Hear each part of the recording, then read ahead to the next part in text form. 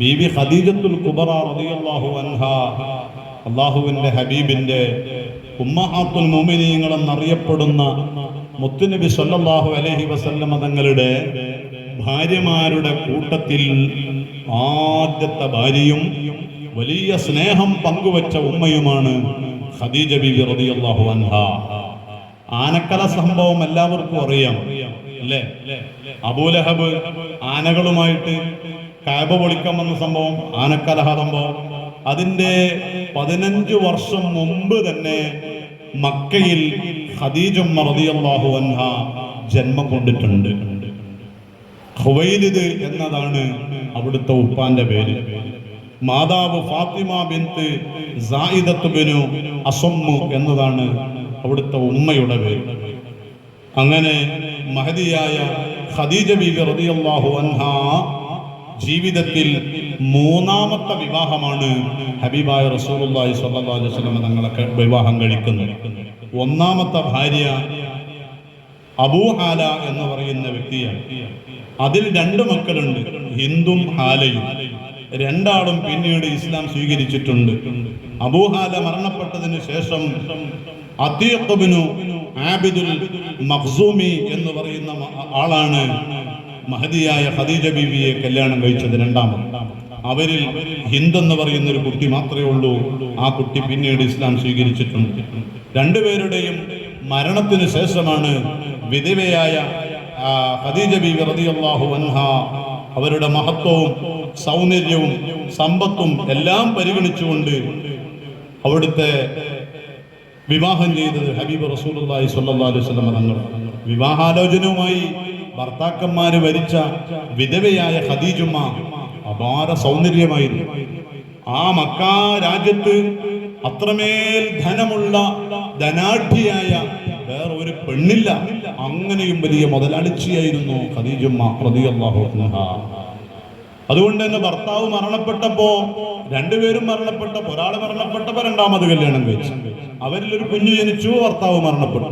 വിധവയായിരിക്കുമ്പോൾ അവിടുന്ന് പലരും വിവാഹാന്വേഷണം നടത്തി. കാരണം സമ്പത്തുണ്ട്, സൗന്ദര്യമുണ്ട്, അത്യാവശ്യം കാണാൻ ചേലും കാര്യങ്ങളൊക്കെ ഉണ്ട്, മഹത്വമുള്ള പെണ്ണാണ്. ഖുവൈലിദിന്റെ മോള് ഖദീജ റളിയല്ലാഹു അൻഹാ.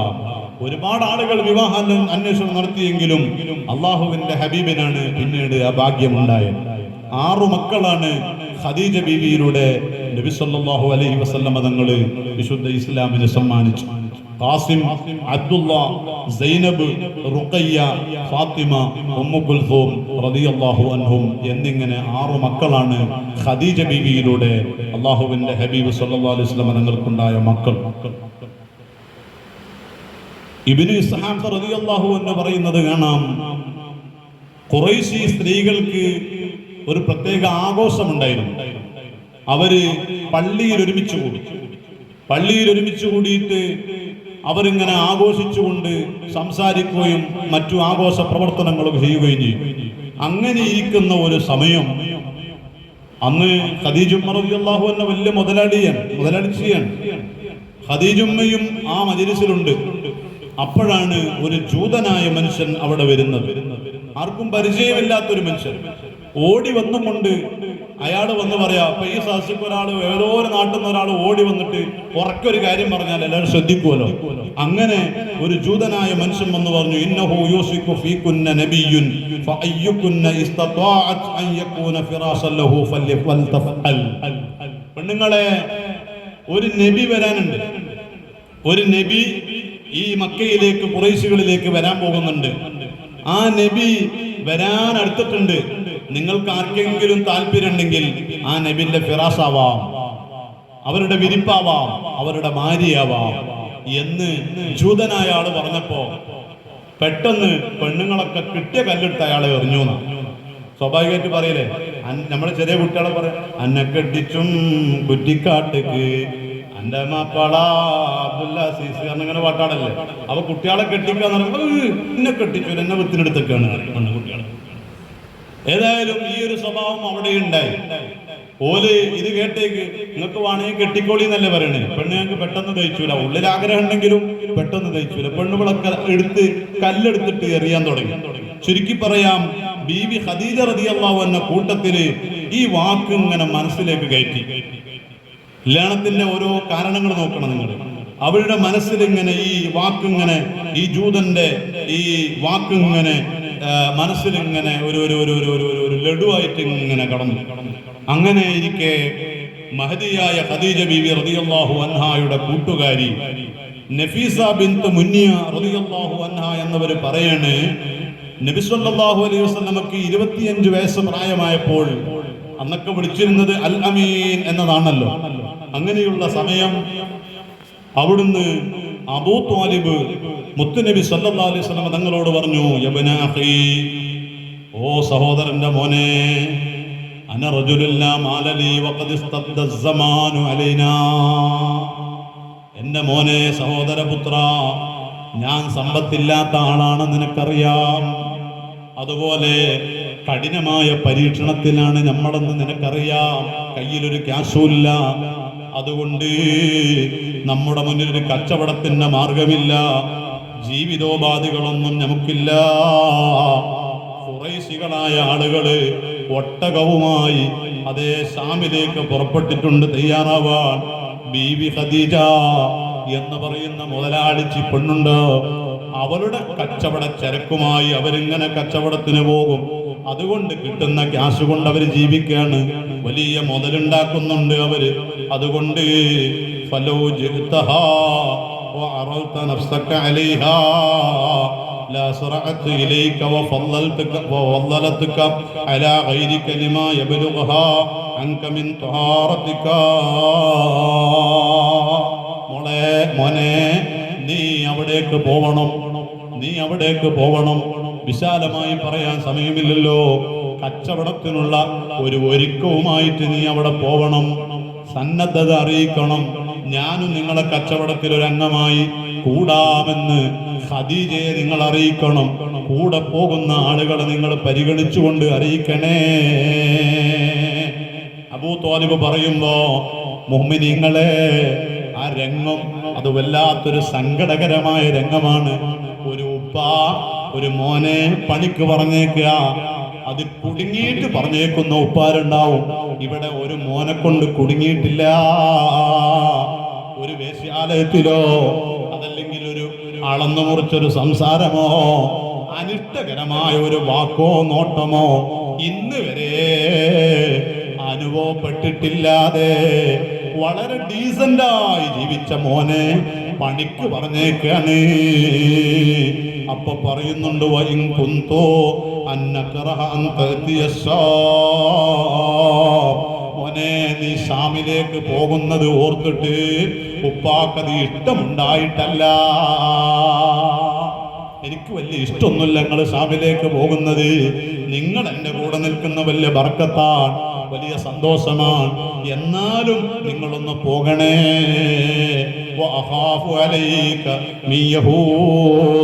യഹൂദികളായ ആളുകള് നിങ്ങളെ കാണുമ്പോ നിങ്ങളെ ബുദ്ധി പൊട്ടിക്കും എന്നതെനിക്കറിയാം. അറിയാത്തത് കൊണ്ടല്ല, എനിക്ക് ഭയപ്പാടില്ലാത്തത് കൊണ്ടല്ല.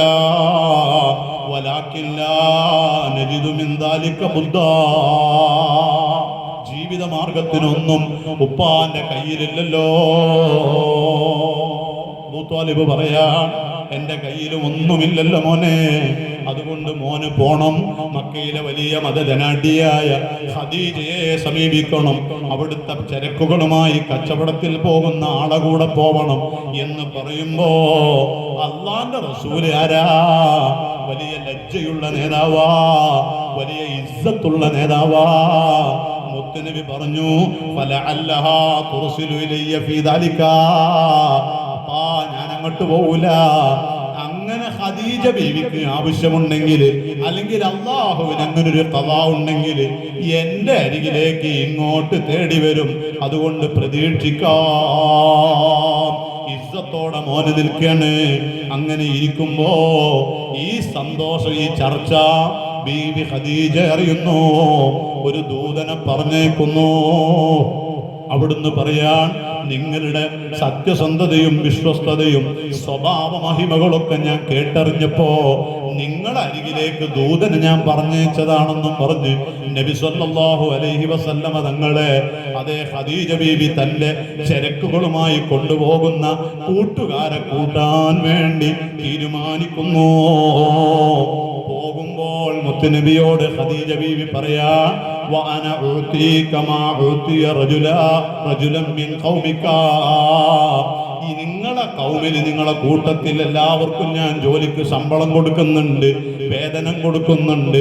അത് ഒരാൾക്ക് കൊടുക്കുന്ന വേതനം എത്രയാണോ അതിനേക്കാളും ഇരട്ടി പ്രതിഫലം നിങ്ങൾക്ക് തരാം.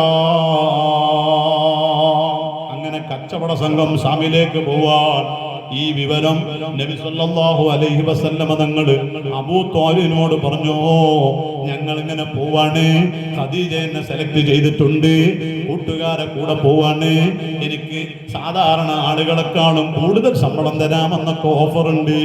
അപ്പോൾ ബഹുമാനപ്പെട്ട അബൂ ത്വാലിബ് പറഞ്ഞു, ഇന്ന ഹാദാ ലരിസ്ഖുൻ സഖഹുല്ലാഹു ഇലൈക്, ഇത് അല്ലാഹു നിങ്ങൾക്ക് തെളിച്ചു കൊണ്ടുവന്ന ഒരു വല്ലാത്ത ഓഫറാണ്, വല്ലാത്ത ജീവിത മാർഗമാണ്, ഉപജീവന മാർഗമാണ്. അങ്ങനെ പോവാണ്. പോകുമ്പോ മൈസറത്തിന്റെ കൂടെയാണല്ലോ പോകുന്നത്, ചരിത്രം എല്ലാവർക്കും അറിയാം. മൈസറത്തിനോട് ഖദീജ ബീവി കൊടുക്കുന്ന ഒന്ന് രണ്ട് ഉപദേശങ്ങളുണ്ട്. ലാ തഅ്ശിലഹു അംറാ, അദ്ദേഹത്തിന്റെ ഒരു കാര്യത്തിനും നീ എതിര് നിൽക്കരുത് മോനെ. അതൊരു സാധാരണ മനുഷ്യനല്ല. മുമ്പേ കേട്ടിട്ടുണ്ട് ഒരു നബി വരാനുണ്ട്, എന്തൊക്കെയോ അയാളിൽ അത്ഭുതങ്ങൾ കാണാനുണ്ട്, അയാളുടെ സത്യസന്ധതകൾ അത് വിളിച്ചോതുന്നുണ്ട്. അതുകൊണ്ട് നീ പോകുമ്പോൾ അദ്ദേഹത്തിന്റെ ഒരു കാര്യത്തിനും നീ എതിര് നിൽക്കല്ല. വലാ തുഖാലിഫു ലഹു റഅയാ, അദ്ദേഹം ഒരു അഭിപ്രായം പറഞ്ഞാൽ ആ അഭിപ്രായത്തോട് നീ എതിരെ നിൽക്കരുതേ. അത്ഭുതകരമായ കച്ചവടങ്ങളാ നടന്നത്. തിരിച്ചു വന്നപ്പോ സാധാരണഗതിയിൽ കിട്ടുന്ന ലാഭം അല്ല, അതിനേക്കാളും വലിയ ലാഭം കിട്ടി. സുബ്ഹാനല്ലാഹ്, ചരിത്രത്തിലേക്ക് അണ്ടിയിറങ്ങുന്നില്ല. ആ സമയം ഖദീജ ബീവിക്ക് വല്ലാത്ത ഇഷ്ടം തോന്നുകയാണ്. മഹദിയായ ഖദീജ ബീവി അവിടുത്തെ കൂട്ടുകാരിയായ നഫീസ ബിൻത്ത് മുന്നിയ റളിയല്ലാഹു അൻഹായ അള്ളാന്റെ ഹബീബിന്റെ മുഹമ്മദ് നബി സല്ലല്ലാഹു അലൈഹി വസല്ലം തങ്ങളെ അരികിലേക്ക് പറഞ്ഞേക്കുന്നു. അവിടുന്ന് ചെന്നിട്ട് ചോദിച്ചു, എന്തേ വിവാഹം കഴിക്കാൻ വല്ല തടസ്സമുണ്ടോ? വിവാഹം കഴിച്ചൂടെ? 25 വയസ്സായില്ലേ, പെണ്ണ് കെട്ടിക്കൂടെ? അപ്പോൾ ആ പെണ്ണ് ചോദിക്കുമ്പോ അല്ലാഹുവിന്റെ റസൂല് അവിടുന്ന് പറഞ്ഞു, എന്താ നിങ്ങൾക്ക് തടസ്സം എന്ന് നബി തങ്ങളോട് ചോദിക്കുമ്പോ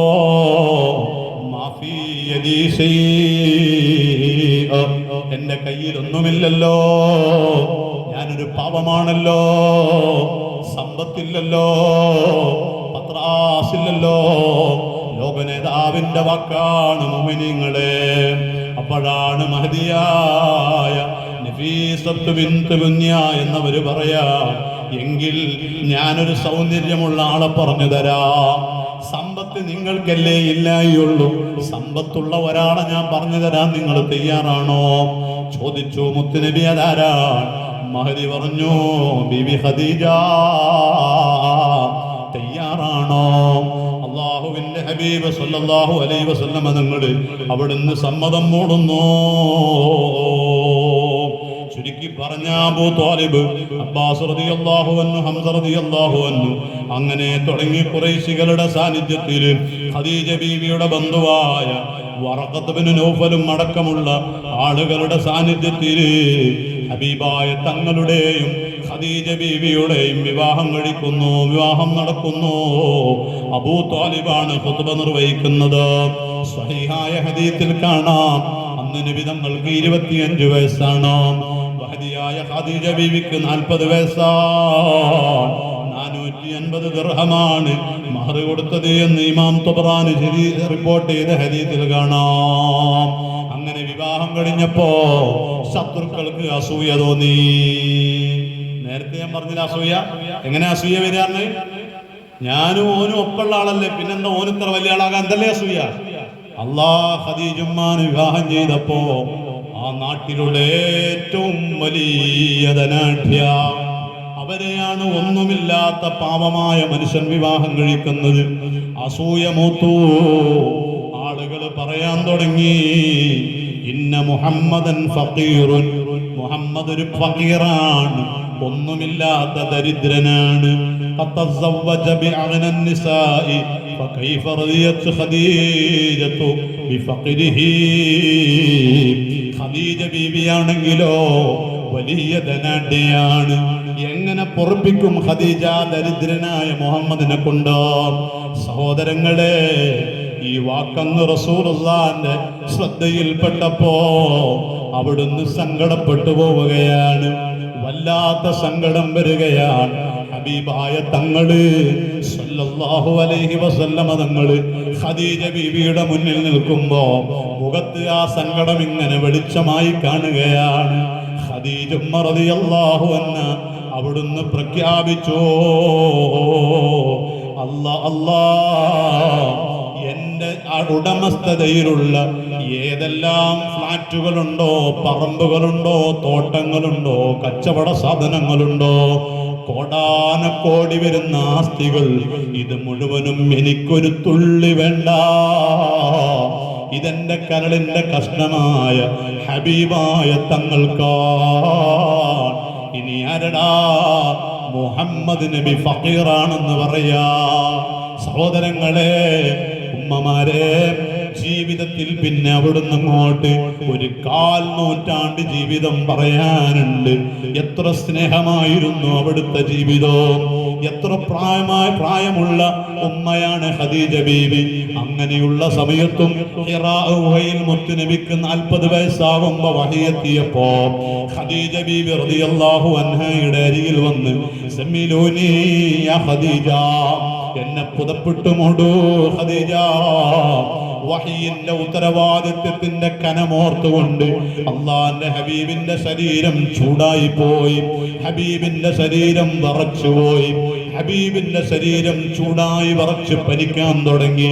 സുഹൃത്തുക്കളെ, അങ്ങനെ അള്ളാന്റെ ഹബീബിനോട് ഖദീജമ്മ പറയുന്ന ചില വാക്കുകളുണ്ട്. വിശദീകരിക്കാൻ ഇപ്പൊ സമയമില്ലല്ലോ.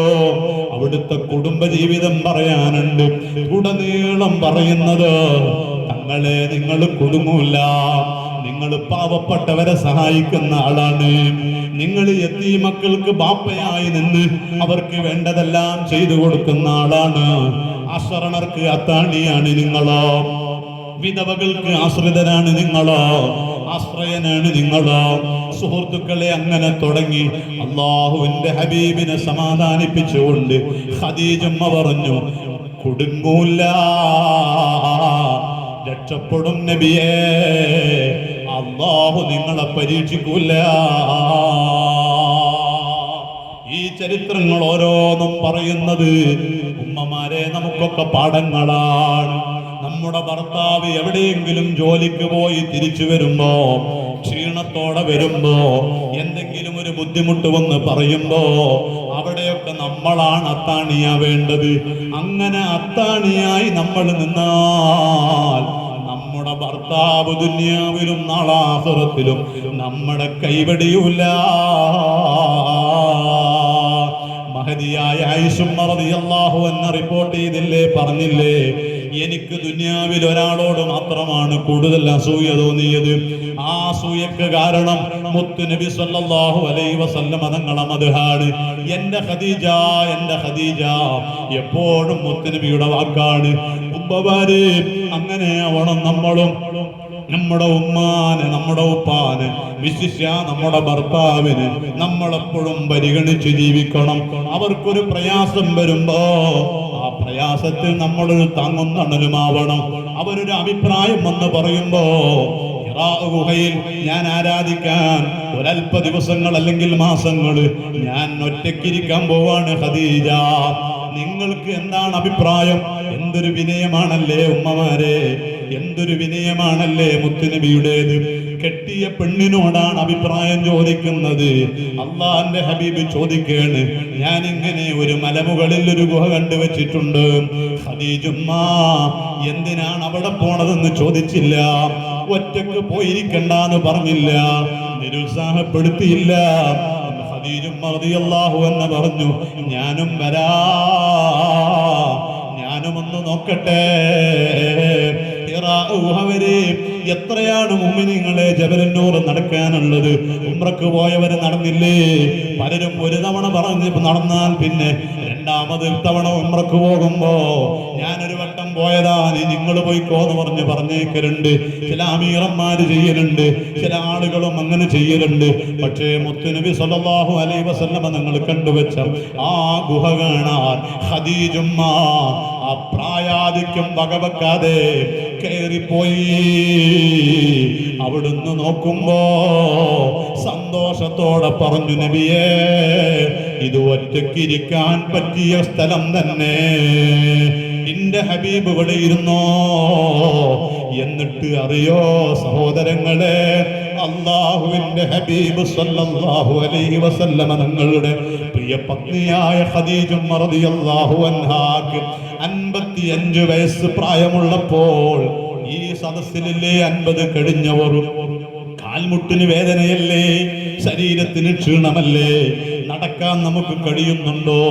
ആ ജബലുന്നൂർ പർവ്വതത്തിന്റെ മുകളിലേക്ക് ഓരോ നേരവും അല്ലാഹുവിന്റെ ഹബീബിന് ഭക്ഷണം കൊണ്ട് കൊടുക്കുന്നു ബീബി ഖദീജ റളിയല്ലാഹു അൻഹാ. ചോദിക്കുന്നുണ്ട് ഒരാൾ, ഉമ്മ ഞാൻ കൊണ്ട് കൊടുക്കട്ടെ? ഉമ്മാക്ക് പ്രായമായില്ലേ, ഉമ്മാക്ക് നല്ല വയസ്സായില്ലേ, ആ കുന്നു കയറാൻ വയ്ക്കുമ്മ. ഖദീജുമ്മ പ്രായാധിക്യം വകവെക്കാതെ ഉമ്മമാരെ അവിടുന്ന് പറയുന്നൊരു വാക്കുണ്ട്, ഇതെന്റെ നേതാവാണ്, എന്റെ ഭർത്താവാണ്, ആ ഭർത്താവിന് ഖിദ്മത്ത് എടുക്കാനാ ഞാൻ അവരെ കെട്ടിയതാ. അതുകൊണ്ട് തന്നെ ഈ പ്രായമുള്ള അവസ്ഥയിലും ഞാൻ തന്നെ കൊണ്ട് കൊടുക്കുമെന്ന് പറഞ്ഞു ആ ജബലുന്നൂറിന്റെ ഉയരമേറിയ മലയുടെ മുകളിൽ അല്ലാഹുവിന്റെ ഹബീബിന് ഭക്ഷണം എത്തിച്ചു കൊടുത്ത് നീതി പുലർത്തിയ 25 കൊല്ലം മുത്തുനബിയുടെ കൂടെ ജീവിച്ചിട്ട് ഖദീജ, നീ അത് ചെയ്തത് ശരിയായില്ല, മുത്തുനബിക്ക് പറയേണ്ടി വന്നിട്ടില്ല. ഒരു നോട്ടം കൊണ്ട് ഖദീജുമ്മ വിഷമിപ്പിച്ചിട്ടില്ല, ഒരു വാക്ക് കൊണ്ട് വിഷമിപ്പിച്ചിട്ടില്ല, ഒരഭിപ്രായം കൊണ്ട് പോലും ഖദീജുമ്മ മുത്തുനബിയെ വിഷമിപ്പിച്ചിട്ടില്ല. മഹാന്മാര് പറയുന്നു, ഒരു ദിവസം ഹബീബായ തങ്ങള് ഖദീജുമ്മാന്റെ വീട്ടിലേക്ക് വരുന്നു. വീടിന്റെ വാതിലിങ്ങനെ തുറന്നിട്ട് ഖദീജുമ്മ റളിയല്ലാഹു അൻഹാ അതേ മാറോട് ചേർത്ത് ഹബീബിനെ ചേർത്ത് വെച്ചു.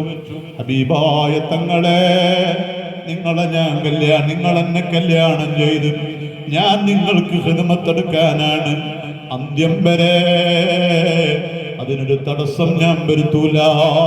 നിങ്ങൾക്ക് ഞാൻ ഖിദ്മത്തെടുക്കും. നിങ്ങളെ എനിക്ക് പ്രതിഫലം എന്തു തരൂ, എനിക്ക് പ്രത്യുപകാരം എന്തു തരൂ? ഖദീജ ബീവിയോട് ഉറപ്പ് കൊടുക്കുന്നുണ്ട്. ജിബ്രീൽ വന്ന് പറയുന്നുണ്ട്, ആ ഖദീജയുടെ എല്ലാ ഉത്തരവാദിത്വവും ഞാൻ ഏറ്റെടുത്തു എന്ന് അല്ലാഹു പറയുന്നുണ്ട്.